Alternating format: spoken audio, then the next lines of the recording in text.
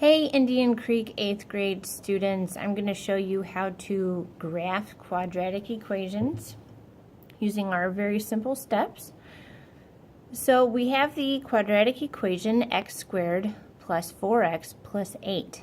And of course the first thing you always want to do whenever you're given a quadratic equation and you need to graph it is identify your a, b, and c, because that's with your standard form, of course, is ax squared plus bx plus c. So what's our a? Well, our a here is just 1 because there's a 1 in front of this x squared, even though we don't write it. Our b is 4 because that is the coefficient of x. And then our c is 8. So now that we have identified those different parts, we're going to find the axis of symmetry. So your axis of symmetry uses the equation x, because it is going to be a vertical line, so we know it's going to be x equals something, negative b over 2 times a. So now we will just plug in what we got for b was 4, so that's going to be negative 4, and then all over 2 times whatever a is, and in this case a is 1. Negative 4 is just negative 4 divided by 2 times 1 is 2, and then of course negative 4 divided by 2 is just negative 2. So then we know that our axis of symmetry is x equals negative 2, and that's our axis of symmetry. Okay?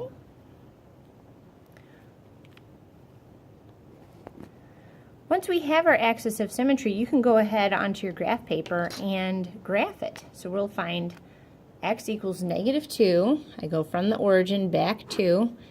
And I can graph a vertical line all the way down. I like to graph as I find each bit of information because then I feel like I'm accomplishing something, and then I can see the graph develop as I go. So now that you have the axis of symmetry, we need to figure out, well, where is the vertex? Where on this axis of symmetry is the vertex of my graph? And that is step 2 of graphing our quadratic equation. So we're going to take what we just found, which was the axis of symmetry, and that's our x coordinate of the vertex. And we're going to go ahead and plug that in everywhere we see an x in our equation. So let's write that down. Instead of x squared, I'm going to put negative 2 in parentheses, of course, so that I'm remembering that I'm squaring this entire thing and not negative 2 squared, because of course negative 2 squared without the parentheses would be 2 squared, which is 4, and then make it negative. That's not what we want to do, though. We want to square the entire quantity of negative 2 and then add 4 times our x, which is negative 2, and then we're going to add 8 onto the end. Negative 2 squared is 4. 4 times negative 2 is negative 8. And then add 8. Well, I've got a negative 8 here and a positive 8 here, so these cancel out. I'm just left with 4. So 4 is the y coordinate, because we just found out, well, y equals whatever this all is when you plug in something for x. So our output when x is negative 2 is y is 4. You can write that then as a ordered pair. Our vertex is the ordered pair negative 2, comma 4. Now I'm back to my graph paper. I'm going to go ahead and find that. So the vertex was negative 2, 4. So I'm going to find negative 2, up 4, and plot my point there. And I'm going to label it negative 2, 4. That's the vertex. Now that we've graphed the axis of symmetry and the vertex, we're ready to now find the y-intercept. The y-intercept is always going to be C. The reason why is because the y-intercept is what happens whenever x is 0. And as you can tell, if I plug in 0 for x, well, all these are going to cancel out. 0 squared is 0. 4 times 0 is 0, plus 8. So your y-intercept is always going to be whatever C is. Here it is. So you can actually just take this and use it. Okay, so let's find it on our graph then. Y equals 8. Go to the y-axis and count up 8. 2, 4, 6, 8. Okay, now, since we have this axis of symmetry here, I know that any point I put on this side will also be able to be reflected right onto that side. So not only do I know this point, 0, 8, but I also know this point here where I reflect it over this axis of symmetry, and this point is actually -4, -4, 8. So look, I actually got 2 for the price of 1. I found my y-intercept, but I was able to find this other point also. Okay, so then the next thing I needed to do was find more points. So how will I do that? Well, I'm going to pick a couple points that look like they will make sense. So here's my graph again. I'm kind of wondering if there's a little point in here. So I'm going to pick x equals -1 because that seems to make sense. Also, x equals 1 will give me more of a shape for what's going to go on around here. And also -1 and 1 are each pretty easy to plug into the graph, to the equation, because 1 is an easy number to work with. So let's see. So I've got x equals 1. What's going to happen when I plug that in? Well, let's do it.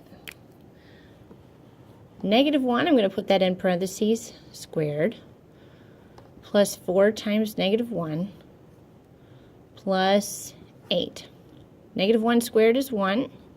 4 times -1 is -4, plus 8. So I've got -4 plus 9, which is 5. So I've got this point, -1, 5. Well, let's go ahead and graph it then. -1, up 5, 1, 2, 3, 4, 5. This is also why I like to graph as we go, because I can see, well, that makes sense. It's not like somewhere off here. Then I would think, oh dear, I must have made a mistake. And again, since I have a point here on this side of the axis of symmetry, I can go ahead and reflect it and put it on that side too. Another 2-for-1 deal. Okay, so now let's see what I get whenever I plug in x equals +1. +1 will be, let me use a different color, I'll use blue. Okay, so +1 squared plus 4 times +1 plus 8. 1 squared is 1. 4 times 1 is 4. Look at how easy that is since I plugged in 1. What an easy number to work with.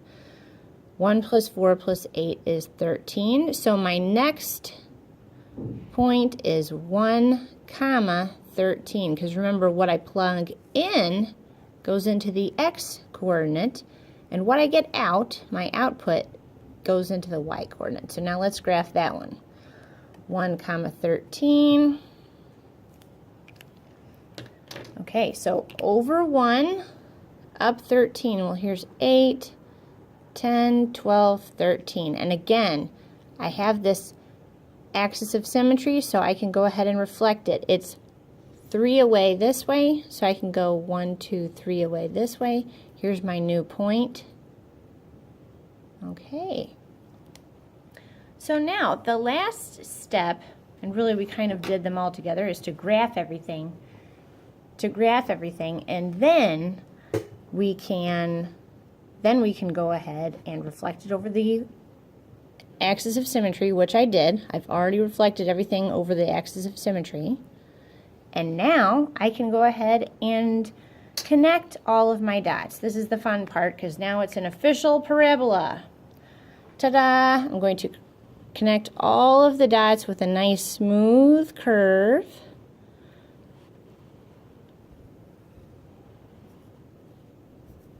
And here we go. This is my graph of y equals x squared plus 4x plus 8. Thanks for watching. I hope that was really helpful.